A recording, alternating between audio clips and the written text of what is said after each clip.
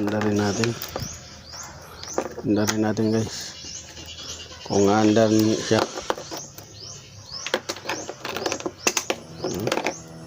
Ayan.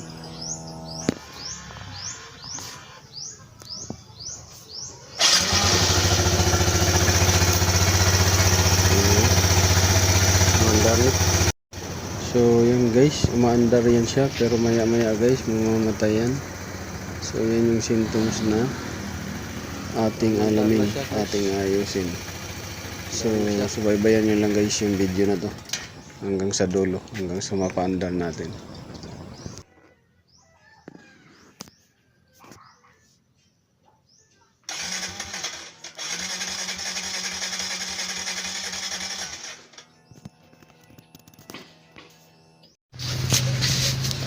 Hello guys, good morning. So welcome back to my YouTube channel. This is Otoboyson. So ngayon guys, mayroon tayong ayusin Kawasaki Z125.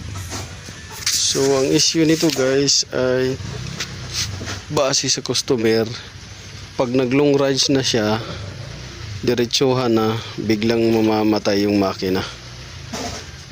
Yun yung anuhin natin, re-repairin or i-check. Tapos itong mga ilaw na to hindi gumana. So yun yung second na ano natin.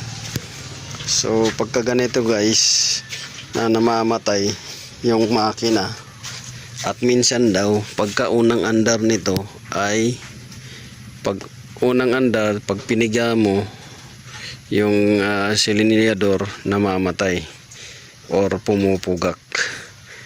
So mayroong dalawang symptoms. Pagka naka-idle siya, pag piniga mo yung silindador dito, pag piniga mo ganyan, namamatay at pumupugak. Pangalawang symptoms naman niya ay yung pagka naka-straight na siya, biyahe, doon naman siya biglang mamamatay at pumupugak. Or minsan pupugak muna, diretso patay makina. At pagka pinaandar mo, minsan naandar uli. Minsan naman hirap siya paandarin uli. So yan yung ano natin. So susubukan natin ngayon guys. Kukunin natin muna yung susi. Dito yung susi. Ayan. Ayan. Nag-o-on naman siya. Yan. Walang check engine na ano, nagbi-blink. So start natin. Kita nyo.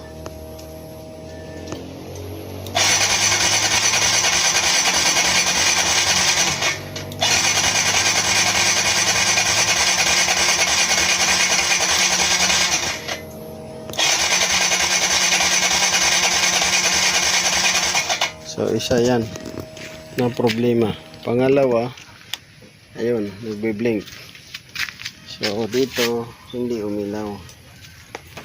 Yan. So pagka ganyan guys, indication yan na may isang bumbilyang pundi pagka mabilis ang blink. Pagka mabagal ang blink, indication yan na lahat ng ilaw gumagana, walang pundi. Yan. Pagka may pundi, mabilis. Pag walang pundi, mabagal. Yan. So balik tayo dito sa issue. So kita nyo guys, kung napapansin niyo ay hirap andarin na siya. Yan. Wala. So ngayon, ano ba yung dahilan nito? Pagka ganito,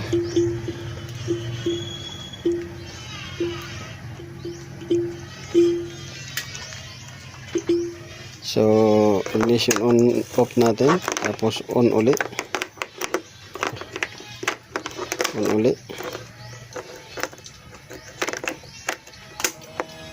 yan.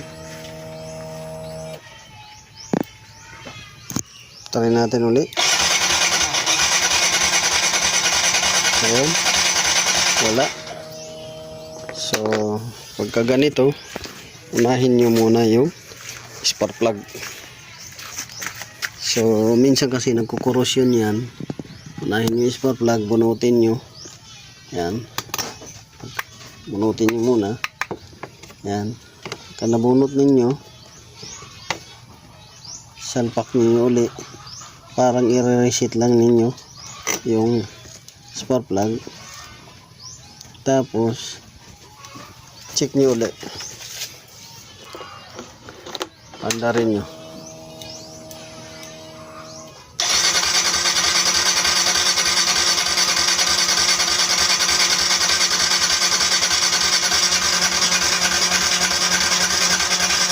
So wala. So ngayon gagawin natin, bubunutin natin to spark plug. Tingnan natin kung mayroong kuryenteng malakas.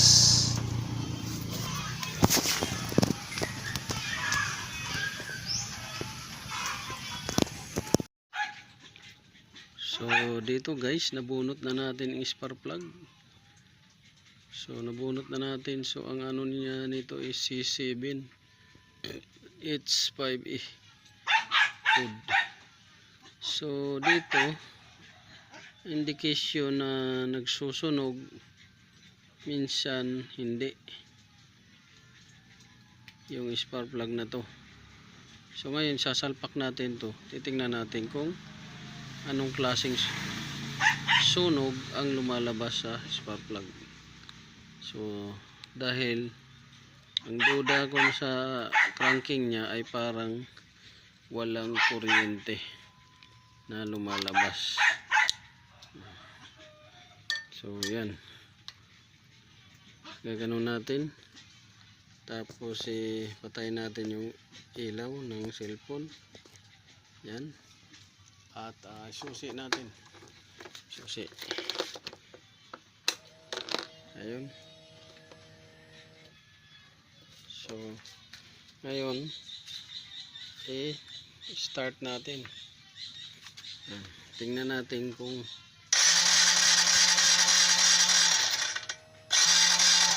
so mayroon siyang kuryente pero mahina, kulay puti. Yan.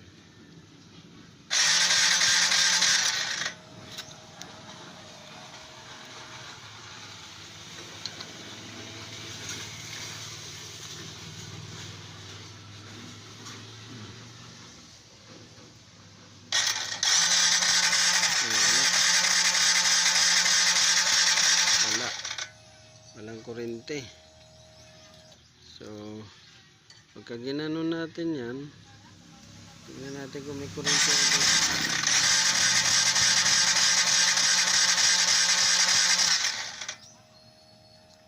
Pero pagka nilapat natin dito, bakit walang kuryente siya? Mayroon, minsan wala. Paiba-iba. Paiba-iba siya. So isang dahilan to guys. Paiba-iba yung ano. Minsan mayroon, minsan wala. So dyan, ganyan natin. Ganyan natin siya.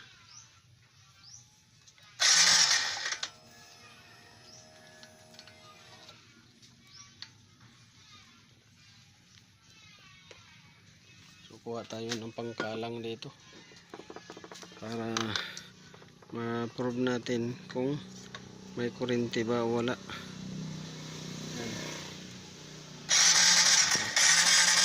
Wala.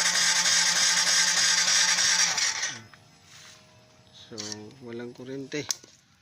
Pagka dito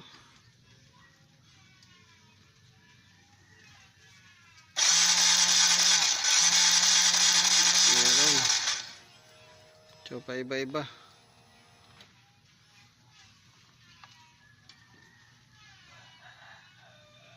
Iba-iba siya.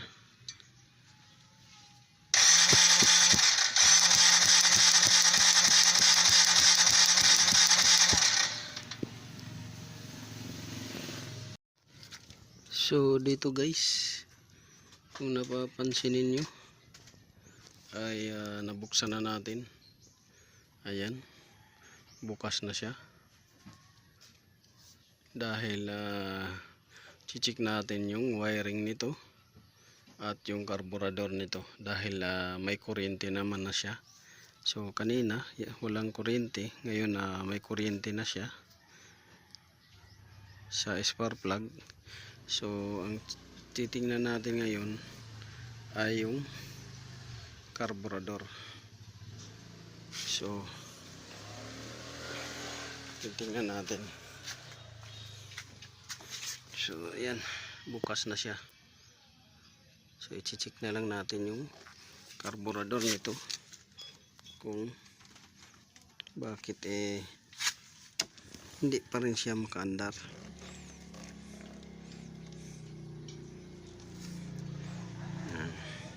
At check din natin yung wiring harness nya. Kasi duda ko nito may nag-loose lang nito ng mga harness. So yan yung check natin. May nag-loose ng mga harness kaya namamatay siya. So yan yung i-check natin ngayon, kung bakit naglo-loose yung harness at bakit ayaw mandar. So yan yung ano natin. Sine-check natin din yung pump. Ito. Dapat yung pump guys, pagka umandar, pagka krinang, tuloy-tuloy yung agos ng gasolina. So dapat tuloy-tuloy. Kung walang agos siya ng gasolina, may problema sa module.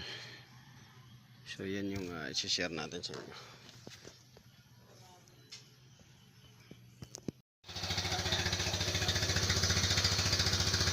So yan guys, umandar na siya. So ang una nating ginawa guys ay chinik natin yung spark plug at nilinis. Tapos chinik natin kung may kuryente. So dati walang kuryente, ngayon mayroon ng kuryente. Ngayon pumunta naman tayo dito sa connection niya dito para ma-confirm natin na hindi mapuputol yung kuryente, itong terminal niya ng positive supply para sa ignition coil at saka dito. So nilubricate natin dahil kinalawang. Tapos pumunta naman tayo dito sa pump niya, ito fuel pump, kung may putol o wala. So na-confirm natin walang putol at tuloy-tuloy naman yung supply. So pumunta naman tayo dito sa may injector, chinik natin kung may putol din o wala sa supply patungo sa injector. So from fuel pump going to supply ng injector, walang putol, pero minsan humihina yung pump nya, mahina yung sidlit ng pump nya.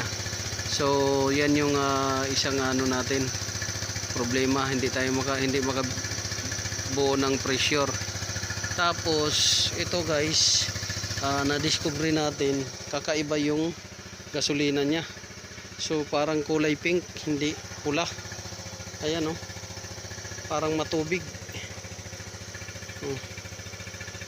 Parang matubig siya, hindi pula, parang malabnaw. So yan yung na-discover natin oh. Kita ninyo, hindi siya gasolina, kundi parang strawberry na lang na kulay. Yan, nagpasuka tayo. So walang check engine. Yan, walang check engine. At umandar na siya. So ang una nating inano dito, review natin. Naglinis tayo spark plug dahil walang kuryente. At ilinis natin sa spark plug cap para lumabas yung kuryente. So ngayon may kuryente na lumabas. Tapos pumunta tayo dito sa ignition coil supply voltage, lubricate natin yung dalawang terminal na yan, kaya medyo basa. So okay na. Tapos chinik natin performance ng fuel, kung tuloy-tuloy yung fuel pump. Okay naman, tuloy-tuloy naman yung fuel pump andar, at saka yung supply patungo dun sa injector. tuloy-tuloy.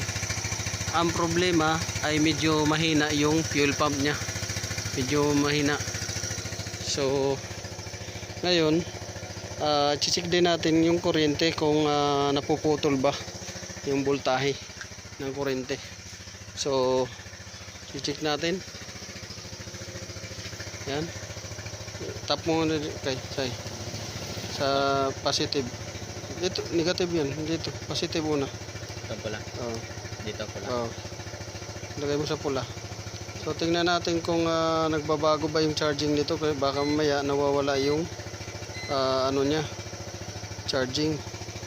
So okay naman yung charging, 14.4, 14.3. So hindi nagbabago. Sige, tanggalin mo. So ngayon balik natin yung ano, gamit natin dito muna. So ang problema nito guys na aking na ano pansin ay yung fuel pump, humihina yung pressure yung fuel pump. So yan yung napansin ko, humihina yung pressure ng fuel pump.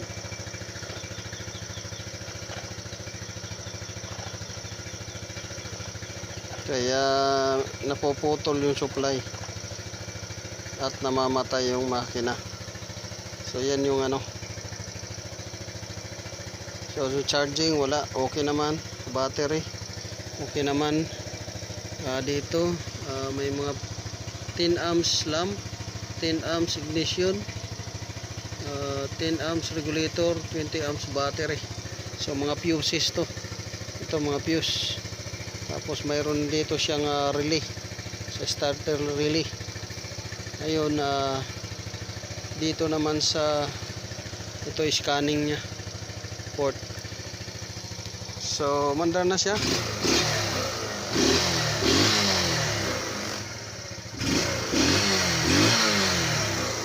So ang problema nito ay yung gasolina, hindi tayo kumbinsido, kulay pink. Di natin alam to kung ano, parang matubig siya, oh.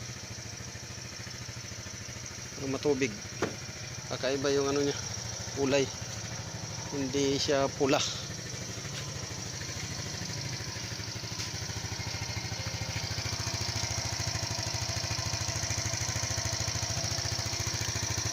So yan, umaandar na siya. At ngayon check natin kung bakit sabi namamatay daw minsan sa biyahe. So check natin yung mga wiring harness nya. So nakasalpak naman at saka nakabalot ng weather rubber proof nya. Ito, nakabalot.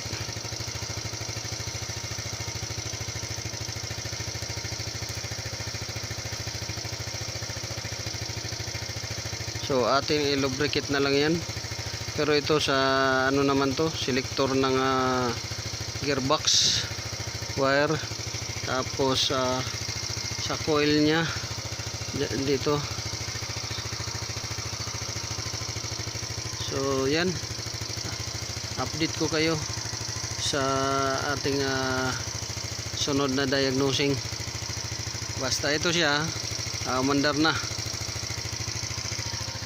So this is Autoboyson, maraming salamat, God bless you all. So ito guys, mga dahilan kung bakit namamatay ang motor habang nasa biyahe kayo. So una, yung spark plug. Ito, pag ang spark plug papundi na, minsan namamatay yan. So kagaya nito, ito spark plug nya. So mukhang bago pa tingnan pero pundi na. So ito yung isang dahilan kung bakit namamatay yung makina. Nasa biyahe kayo, motorsiklo, at hirap andarin sa umaga. Minsan naman kahit mainit yung makina, hirap andarin. So hirap andarin siya umaga sa malamig, hirap din pandarin siya mainit na makina. So ito pagka papundi na, nagbabago-bago na yung kondisyon, status ng kuryente. Yan. So pangalawa, ito. So pagka yung pump nito guys ay mahina na yung bomba, yun, namamatay din yan habang nasa biyahe kayo. So isa rin tong dahilan kung bakit nasa biyahe kayo, namamatay. Umaga hirap paandarin, tapos pagka uminit na yung makina, hirap paandarin din. So isa din to dahilan kung bakit ayaw umandar yung makina or hirap paandarin sa umaga, at kahit mainit na, hirap paandarin pa rin yung makina. So namamatay din to habang nasa biyahe kayo dahil nagbabago na yung resistance ng winding. So mahina na yung buga ng gasolina, hindi na makabuild up ng pressure. So pangatlo guys, ito yung kondisyon ng gasolina ninyo, lalo na pag matubig yung gasolina ninyo, madumi, panis, yan, hirap din yan paandarin sa umaga. At lalo na kahit na mainit na yung makina, hirap din paandarin. At lalo na kung nasa biyahe kayo na pumupugak yan, dahil hirap sunugin yung gasolina ng spark plug. So isang dahilan din yan, pagka matubig, madumi yung gasolina ninyo na nailagay. So yan, o madumi na nailagay ninyo, so hirap andarin yan sa umaga, mainit makina, at namamatay na pag nasa biyahe. So gasolina, tingnan ninyo kung madumi or hindi, at kung matubig, dahil nagkukosto ng ayaw umandar makina. Tapos fuel pump, pagka naka-FI, ito mahina yung buga dahil pabusted na siya, yung resistance ng winding mababa na or tumataas na. So isang dahilan yan. Ito, isang dahilan din to, spark plug, pagka papundi na. At kung may leaking dito sa throttle nya, yan, may leaking, air leak, hirap andarin yan. So isang dahilan din yan. So dito guys, ito madumi at panis na yung gasolina. So kailangan palitan natin yan. Pinasok ng tubig, ganyan ito, ayan o, pumasok yung tubig sa ilalim, kaya matubig yung gasolina. Yan, madumi.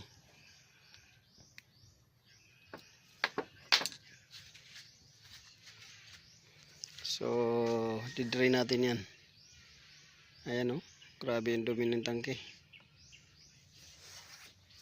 Tapos ito yung gasolina nya, kulay pink na parang malabnaw siya na matubig.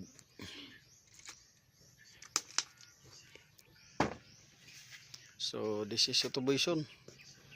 Maraming salamat sa panonood. God bless you all.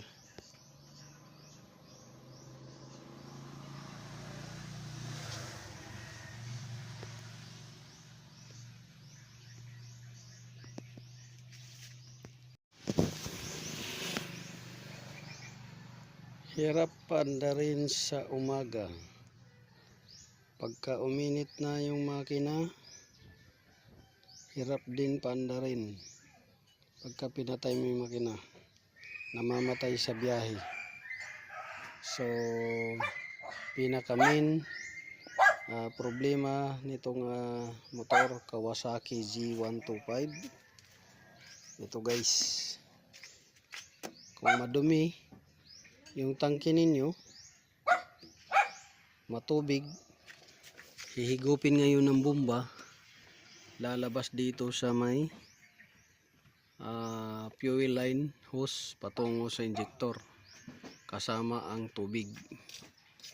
pagdating sa tubig na nahigop niya, ibubuga niya doon sa chamber. So hindi fuel ang binubuga, tubig. Ngayon sisindihan ng spark plug. Pag sindi ng spark plug dahil tubig, hindi yan aandar. Ang mangyayari, masisira yung injector ninyo, masisira din yung spark plug nyo. At higit sa lahat, masisira yung makina ninyo kung tubig ang binubuga. So, yan yung problema nito. Matubig yung niya. So, ipapakita ko sa inyo guys kung anong itsura. Ayan. Tingnan nyo guys ha. Yun. Puro kalawang. At puro tubig. Ayun. Dumi. Ayan. So, ang problema nitong takip na to, hindi na nagsasarado ng maigi. Ayan, hindi na nagsasarado. Pinapasok na ng tubig. Ayan. Lalo na pagka nakaparada to sa labas lang. At kita niyo naman yan, oh. Napakadumi. Ayan. Madumi. At may tubig. Stuck up na yung susian nito. Lumulusot na yung tubig. Hindi na nagsasarado. Yan o. Hindi ko na yan sinusian dahil ayaw talaga masusian. Stuck up na. Yan. Dinidiin ko na lang.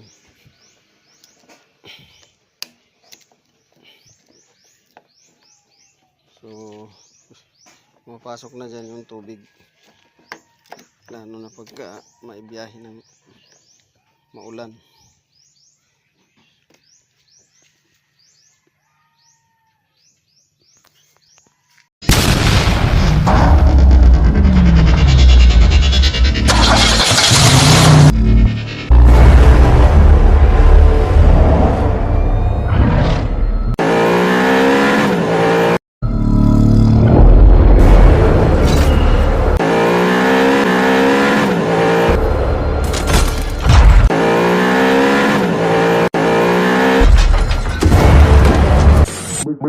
Make